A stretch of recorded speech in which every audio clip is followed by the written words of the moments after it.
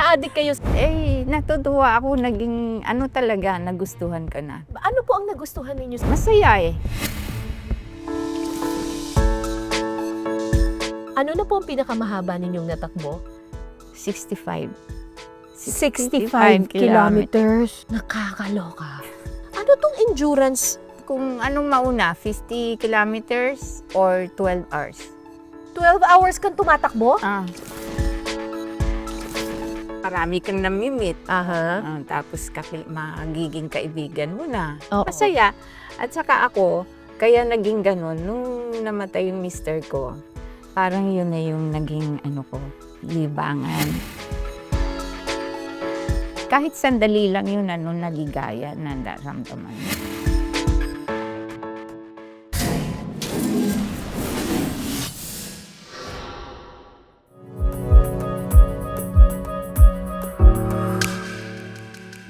Makapangyarihan ng ating mga kwento at lahat tayo may kwento. Ako po si Cara David ng iListen. Samahan niyo po akong pakinggan ang kwento ng iba't ibang tao, iba't ibang mga karanasan na kapupulutan natin ng aral. Good morning! Ngayong araw na ito, meron akong tanong sa inyo. Mahilig ka bang tumakbo? Dumating ka na ba sa iyong running era? Kung dumating ka na sa iyong running era at sumasali ka ng mga fun run, siguradong nakilala mo na siya or nakita, nakasabay mo na siya. Si Mami Rosalinda Ogsimer.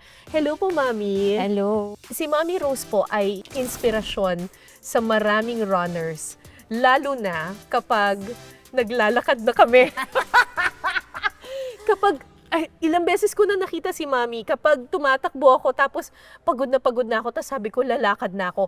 Tapos makikita ko siya, hindi tumitigil. Parang ako, shucks, wala akong karapatang lumakad. Kung si Mami Rose tuloy-tuloy sa pagtakbo, kailangan takbo rin ako. Kayo po ay 78 years old. 78 na. 78 years old. Yes. Hindi pa po ba sumasakit ang mga katawan ninyo pag nagra-running kayo? Yung una, yung mga first time ko talagang sumasakit. Oo. Pero ngayon wala na, nasanay na. Nasanay na kayo. Kayo po ba ay athlete na nung bata pa lang kayo? Ay hindi, wala.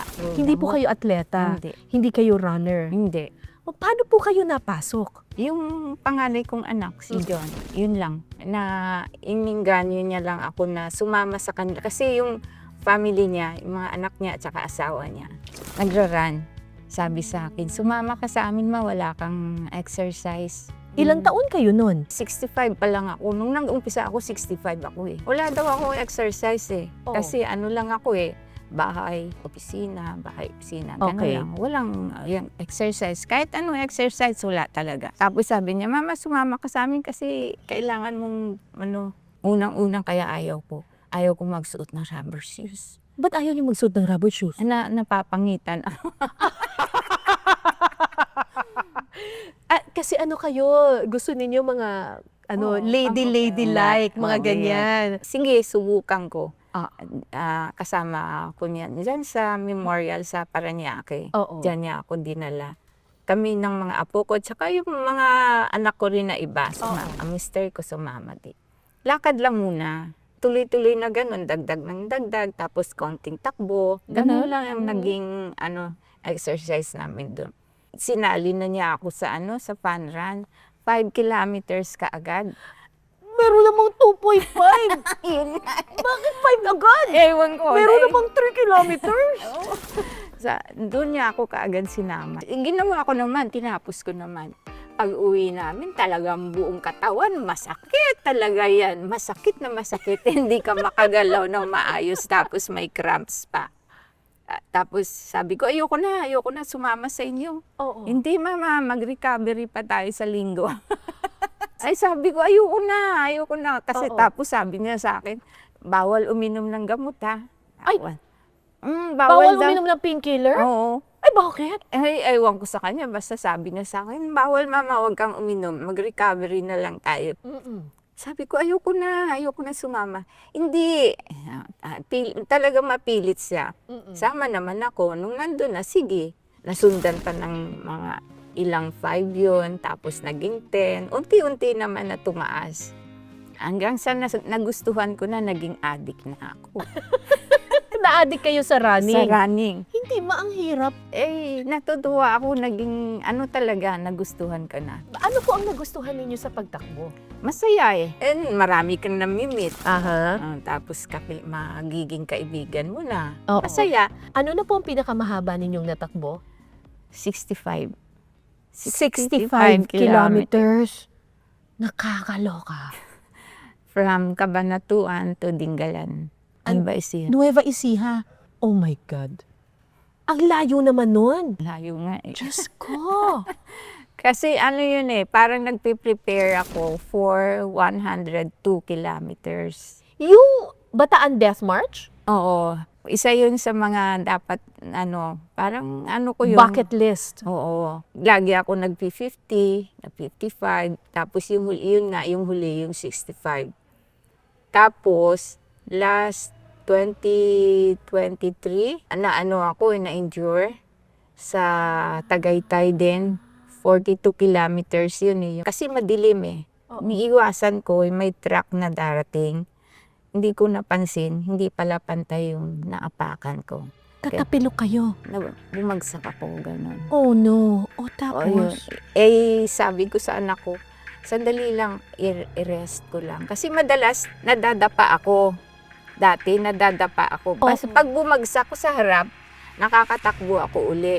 Pero pag ito yung huling, yung sa Tagaytay, sabi ko, sandali lang, mag-rest lang ako. Pero subukan ko, hindi talaga. Hindi kaya. Tapos dinala ako sa hospital sa Tagaytay. Yung Bataan Death March Ultramarathon ay 102 102 kilometers. Ito ay ginaganap tuwing March ba? April? May. Talagang parang sinusundan yung dinaanan ng mga Death March soldiers. Pero ito tinatakbo. Yun ang ultimate dream ninyo. Sana. 78 na kayo, tingin nyo kaya? Titingnan ko kung may improvement. Sabi sa akin ni coach, wag na daw ako mag-long run. Wag na raw. Bakit? Siguro sa edad ko.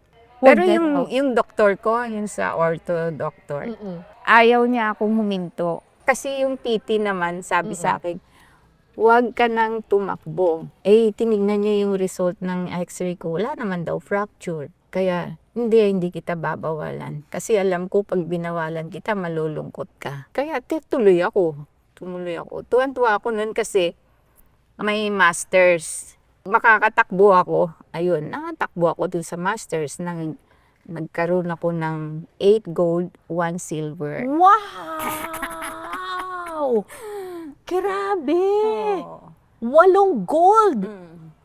Anong pakiramdam po nun? 10K, 5K, 3K na race walk, tapos 800, 1,500, 200, 100, tapos may sinalihan ko pa yung shot put, kahit na ang hirap pala.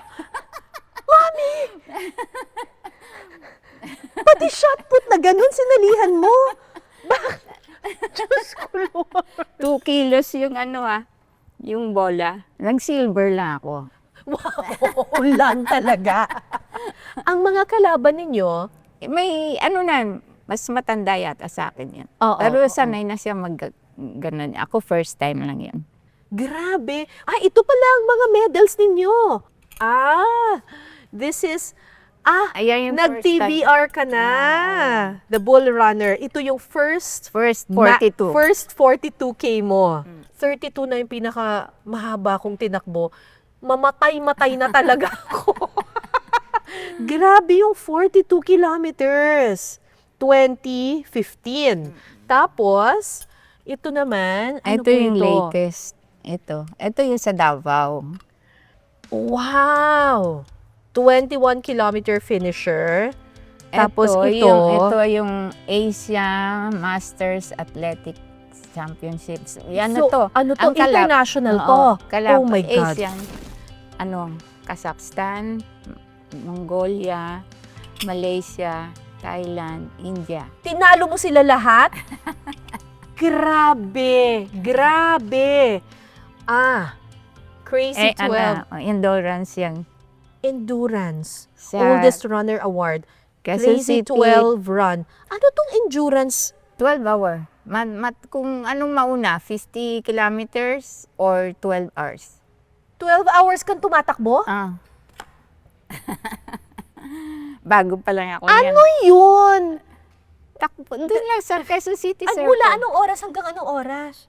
Madaling araw. Nag-lunch ka pa ba? Alas, Ano- anong oras? May pagkain naman eh. So, habang tumatakbo ka, kumakain ka. Diyos ko, Lord. Crazy lang talaga gagawa Crazy nito. talaga. Ito naman po ay Ano? Philippine Masters Oo. International Athletics Championship. Ito Ito go. yung Ito shot yung- put mo. Anong pakiramdam na umakyat sa podium? Masarap, masaya. Natutuwa ako dahil sa edad ko nakaya ko pang matapos yan lahat. Naisip mo ba ever in your life na magiging athlete ka? Hindi ko At- akalain. Aakyat ka ng podium at mananalo ka ng gold medals? Hindi, wala sa sa hinagap. Kung hindi ko, sinunod yung anak ko, kung hindi ko siya pinagbigyan na sumama ako, sana ko ngayon, hindi ko marating yan. Yun. Kaya masayang-masaya ako at napasok ako dyan sa running. Yung mga matatanda, mga senior, ang karaniwang sakit ay, tatanungin ko po kayo kung meron kayo nito hypertension. Wala. Arthritis. Wala. Diabetes. Osteoporosis. May osteoporosis. May osteoporosis ka? Mild lang. Mild osteoporosis. Tsaka cardiovascular diseases, sakit sa puso. Wala akong maintenance. No kidding. Oo. Wala kang iniinom na kahit anong gamot, Wala. maintenance. Supplements lang. Wala talaga. Ano pong kinakain ninyo? Kung ano lang magustuhan ko. At saka hindi ako mahilig sa gulay talaga. Hindi mahilig. Hindi lang yung gulay na kinakain ko, hindi lahat. Pero hindi Yung mga naman. taba. Oo. Ay. Naman ako yata dun sa asawa ko. Mahilig sa taba yun eh. Talaga? Yun, nagagalit yun pag hindi yung gusto niyang parte, yung may taba. Pag hindi mabili yung may taba, ibalik mo, isoli mo, sabi sa inutusan. Pero hindi mataas ang kolesterol nyo? Ako? Oo. Hindi. O dahil, Na-mention nyo na rin po yung mister ninyo. Si Ted. Oo. Paano po kayo nagkakilala ni Ted? Magkapit bahay. First boyfriend nyo po? May mga nanliligaw pero siguro siya. Pero tapos yung pinsan niya kasi ang parang nag-ano sa akin na nagpadala ng sulat. Binadalan ako ng sulat. Ang pinsan niyang may gusto talaga sa inyo. Yun ang nanliligaw sa inyo. Hindi pa naman nanligaw eh. Basta nagpadala lang ng sulat. Ano sabi sa sulat? Yun na nga, nagpaparamdam. Ayun! Gusto ko naman yung mami. So, nagpadala ng love letter. Tapos? Nakita ko naman sa pinsang ko. Natawa sila. Type nyo ba yung pinsan ni Ted? Parang hindi. Tapos? Tapos yun, yung siya na tuwing uuwi ako galing sa trabaho, na yung mga pinsan niya at saka kapatid, nakaabang na dun sa labas ng gate nila. Doon ako dadaan eh. Sumasama na rin siya doon. Nandun na siya. Nag-aabang ng ano? Nung darating na ako. Sa haba ng hair ni mami. Okay. Ayun. Tapos, pag dumaan ka na, anong gagawin nila? Babatiin ka nila. Di mapapahinto ka. Magkwentuhan na. Yun na yung umpisa. Pero type nyo na si Ted noon pa? Hindi pa. Hindi ako dadaan sa harapan nila. May isa pang daan. Ang sabi sa akin ng mother niya, tuwing lalabas daw ako, nakadungaw daw siya dun sa sa bakod nila. Nakaganon daw niya abangan. Tinitingnan ako kasi malayo. Hindi niya ako matawag kasi malayo. Pero nakikita ako. Yun. Naks naman. Naghahatid na. Sundo na. Ayun. Ayan. Mga boys, ganyan po manligaw. Kahit na baka bago na ang panahon ngayon, yan pa rin yung tamang panliligaw. Yung mag-aabang, susunduin, mga ganyan. Tapos, ano na? Dito pa nga ako nag-uopisina nun dito sa likod. Yung sa West Triangle. Anong nagustuhan nyo kay Ted? Kasi lagi siya naka-uniform ng Sa dentistry. Hindi, mami, talaga, di ba? Ang gwapo ng mga lalaki naka-uniform. Mga sundalo, mga doktor, mga bumbero, charot! So, naka-uniform na ng pang-dentista, nakaputi, ganyan. So, gwapong-gwapo kayo. Oo. Ayun lang. Na, tapos noon, ayun, lagi na lang ganun, susundin ka. Minsan may klase pa nga siya eh. Susunduin ka sa Makati. Ay, sa Di Ocampo siya nag-aaral noon. Malayo. Hanggang sa naging kayo na at nag-asawa na kayo. Ilan po ang naging anak ninyo? 4. 4, oo. 3 lalaki, 1 babae. Si Ted po ba ay athletic din, katulad Hindi. ninyo? Ay, oo, dati siya. Nung high school siya. Swimmer siya ng Malate. Medyo naging chubby-chubby na. Hindi Oo. naman, no. Oo. Na. Tapos ilang years po kayo nagsama? 47 nung wala siya. 47. Hindi pa umabot ng golden. Oo nga. Ano po nangyari? Nagkasakit siya. Hindi kasi sa mahilig magpatingin eh. Ayaw niya sa doktor. Dentista siya, di ba? Oo nga. Oh. Ayaw niya. Ayaw Siya niya. nga nagbubunot ng sarili niya eh.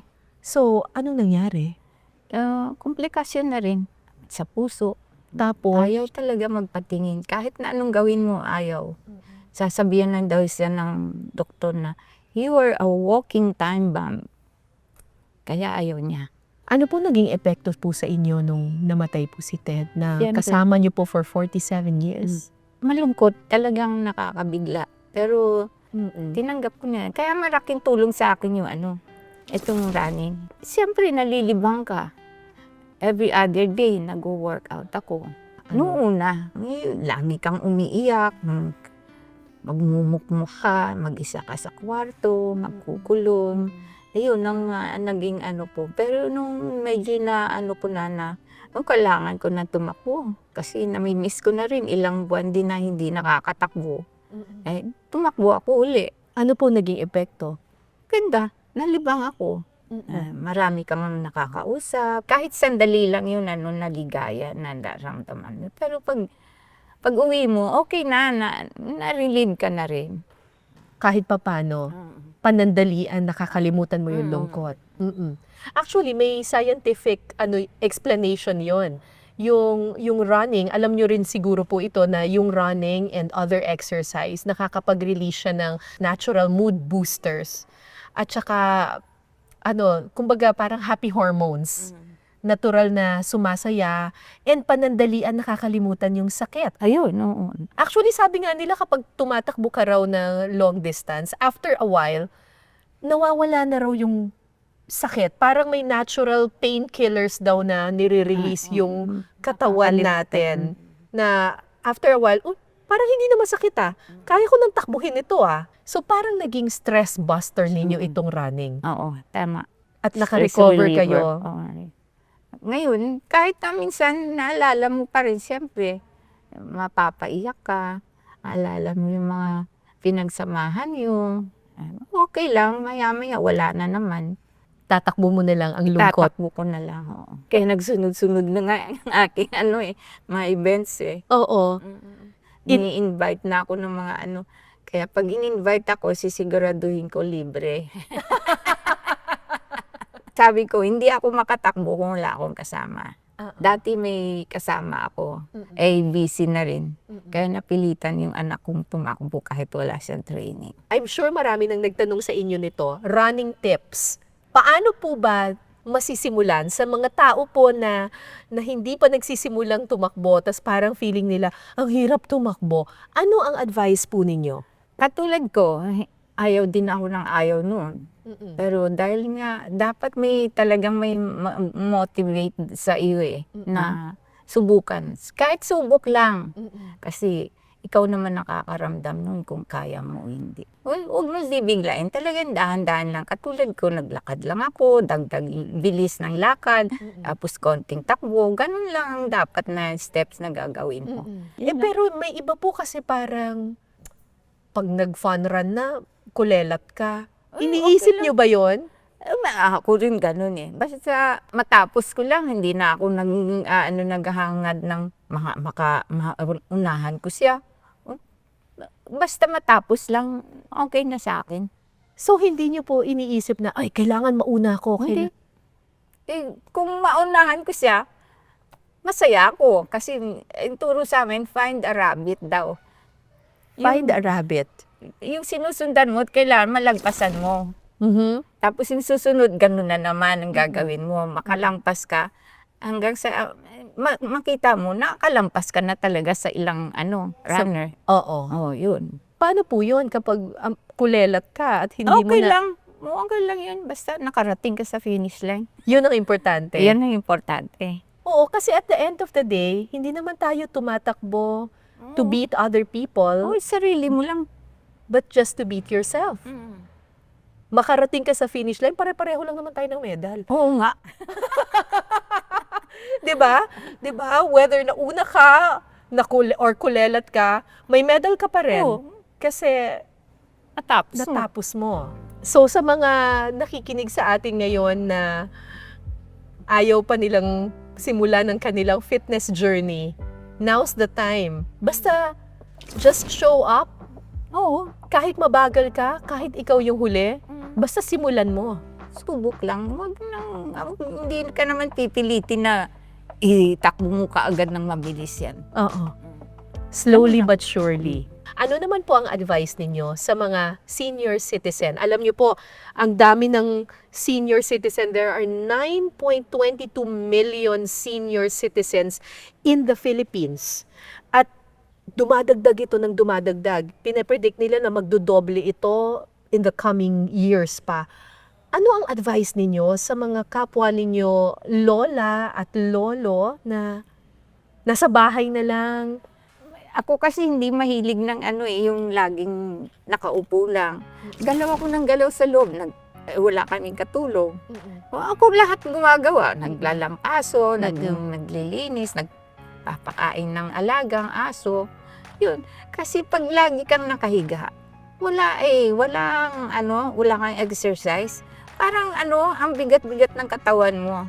Kailangan lumabas ka, o kahit konting lakad, o galaw-galaw dyan. Okay na yun.